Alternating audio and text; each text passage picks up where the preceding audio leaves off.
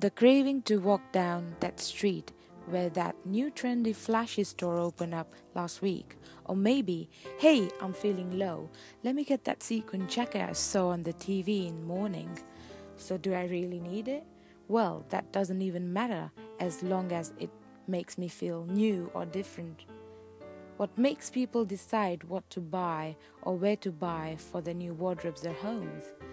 A mysterious set of activities and sometimes not even recognized by the consumers. Consumer behavior is influenced by internal and external forces that influences a pattern of decision making. When consumers are for or against purchasing shoes, clothes, or other fashion-related items, we use them to make statements about ourselves, our taste, our values, our identities, or the way we want others to see us. We all are consumers. We buy and use goods and services every day.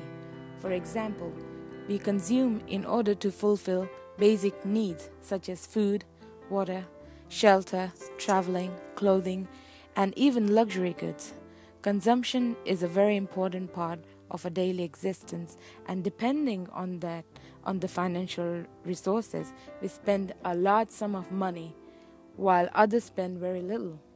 Either way, we all are slaves to consumerism simply through selecting, embracing, buying, discarding, and recycling. We decided to look at stores on Fifth Avenue in contrast to stores at Woodbury Commons premium outlets. We want to understand why people buy and why they choose the Fifth Avenue experience over the outlet experience and vice versa.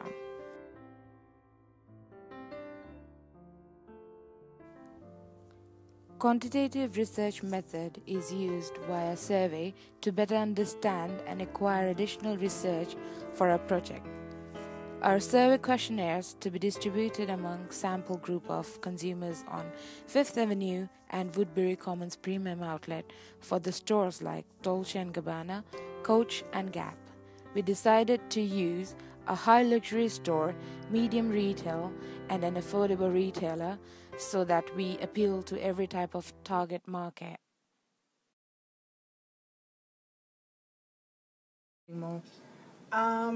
Well, the best part is that as soon as you walk in the door, they give you a nice 30% off coupon to start your shopping experience. The staff is really friendly. Everybody's really helpful.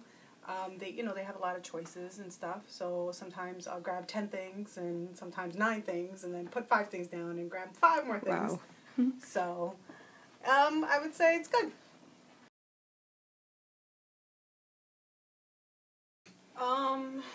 I guess I would say the Woodbury outlet is a little bit more laid back. So you can go in there, you can browse around. The only downside would be that they don't really have the in-season stuff. They mostly have the last season stuff. Mm-hmm. And with the Fifth Avenue one, they'll have the most current stuff, but you don't get the same discount as you get at the Woodbury Commons. Okay, thank you. How often do you go shopping on the Fifth Avenue? Maybe 4 to 5 times a year. Have you been to Woodbury Outlet Mall? Yes. Did you like it there? Not really. Things are kind of out of date and it's really messy and it's crowded there all the time, so I don't really like shopping there. Which would you prefer, Fifth Avenue or Outlet Mall? Probably Fifth Avenue. Okay. Things are more current. Do you prefer shopping online or at the store location? It depends. Since we live in New York, I think the experience in store is always better, but you might not be able to find your size, so if you try it in stores or like a bigger size and you need a smaller size, you know what it feels like, you know what it looks like, so you could order it online. Have you had any shopping experience that was really memorable for you? Yeah, actually, Paul Smith on Fifth Avenue, the flagship store. I was looking for a sweater and they didn't get it in yet, but the salesperson actually really helped me he gave me his personal number, and I gave him mine, and we kept in touch about the sweater. When I could have just ordered it online, but they were trying to really help me out because I wanted to see it before I bought it. They never received it though, so I was never able to get the sweater, but that experience made me want to go back to that store more often than to go into Soho or whatnot. So is experience in the store really important to you? Yeah, it can be. It just depends on definitely my mood as well. If I'm there to get one thing and I just grab and go, it's not a big deal. But if I'm looking for something and I need help, good customer service goes a long way. Hi guys, I'm here to basically summarize a few key points and make the connection between our presentation and some of the material that we actually covered in the textbook. Starting with the Woodbury Commons Premium Outlet, one thing that was evident for a lot of the responses that we got back and a lot of the consumers that we actually got to do the survey that we distributed was that a lot of these people were actually foreign. We had a lot of people who some didn't speak English, some had family members who spoke full-blown English and translated for them. So that's one thing that we found out that was that we really didn't know beforehand, that a lot of these people that shop at this outlet are from various countries. And basically for our 7th question on our survey, we basically did an open-ended question where we allowed the consumer to kind of give us feedback about their overall experience rather than asking them all questions and then having these simple choices to pick from. We basically let them kind of write in what they decided or what they thought was the experience or what they liked or disliked about their experience at Woodbury Commons. One thing that was common overall for all the surveys that we did for Woodbury was that the consumers, one, they value customer service. Customer service was one of the highest rated ones between Outlet and Fifth Ave. Everybody wants good, great customer service, and that's something that they all experience from both ends, from Fifth Ave and Woodbury. And moreover, one thing that they all experienced at Woodbury Commons was that promotional deal seeking experience. I know it might sound a little weird, but that's kind of like, after we kind of read through the responses, that's kind of what we got out of it. Promotional and deals was something that was used over and over again rather than describing the visual displays and the layout of the store.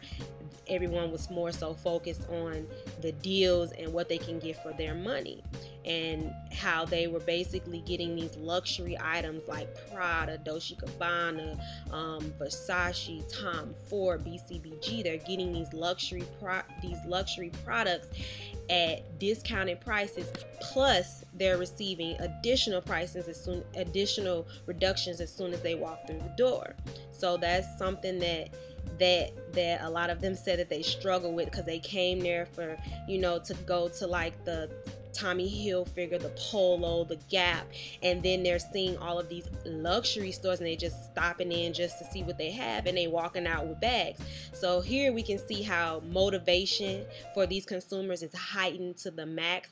One, because a lot of these consumers said that in the countries that they're from, they don't have anything like this, which is why they come to the States, because the States have a variety of different outlets, where they have ones that are regular outlets that have regular stores, and they have ones that have both high luxury stores and regular stores combined.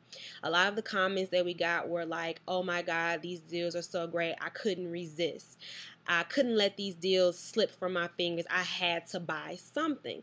So motivation was definitely something that was strong between, within this Woodbury Commons setting. The motivation and seeing all of these additional 30% off, additional 50% off, and all of this stuff, and people just coming in and swarming in these stores. I mean, the Coach store was completely packed, and the first thing the girl gave me was an additional 50% off tag for my entire purchase. And I was just like, oh my God, I'm here to do work, but I'm actually thinking about getting me some Christmas gifts while I'm here.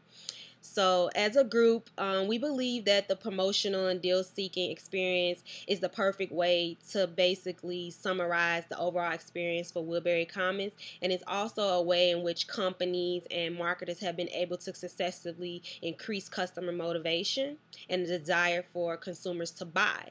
By having these outlet malls, they're basically opening their target market and being able to appeal to every type of consumer, from consumers that just want those deals and consumers who buy luxury goods at the full retail price but still want to buy those, discounted priced items. So that's something that we found that was evident. By offering a more value experience and still giving great customer service, a wide selection of items, and outlets are basically creating customized value for their consumers, especially their international customers, because they're giving them something that they haven't really experienced, and they're willing to travel all the way to the States just to experience these promotional deals or whatever you want to call it, and basically getting the best for their money.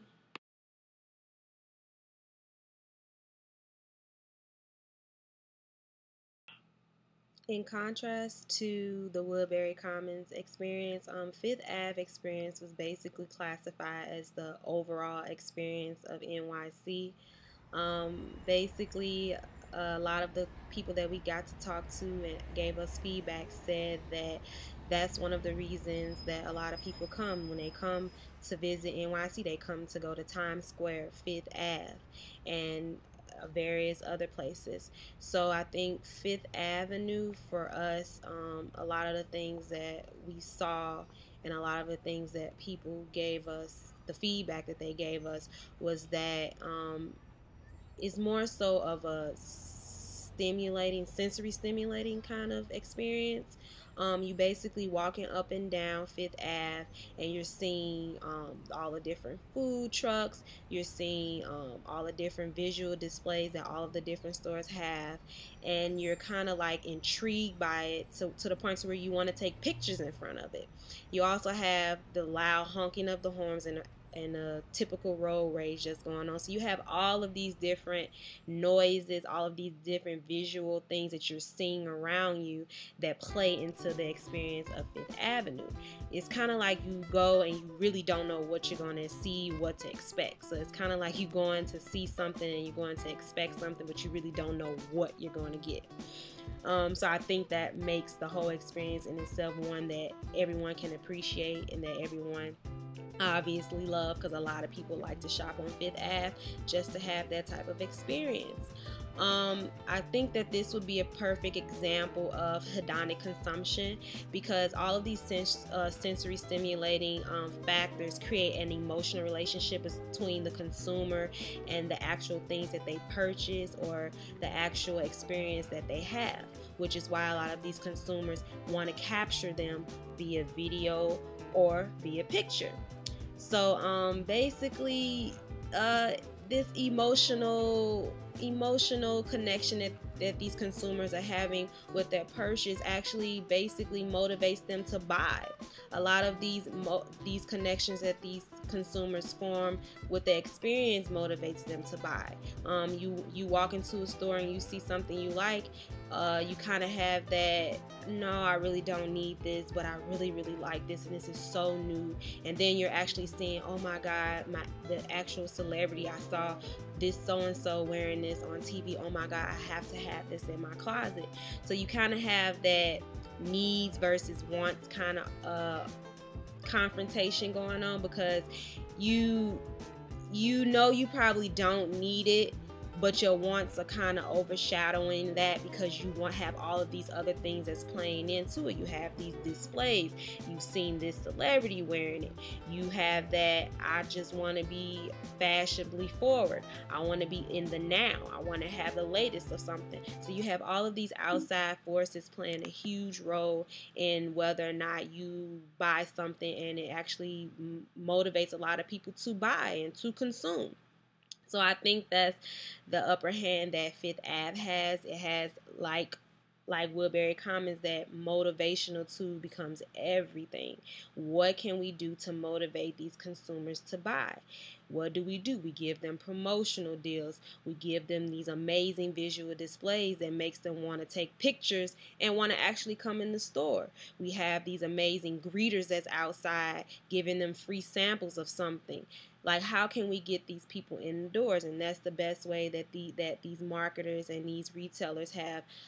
Basically, like I said, to sum it up, motivation is something that was key for us in our project, and the motivation for people to buy and to spend their money.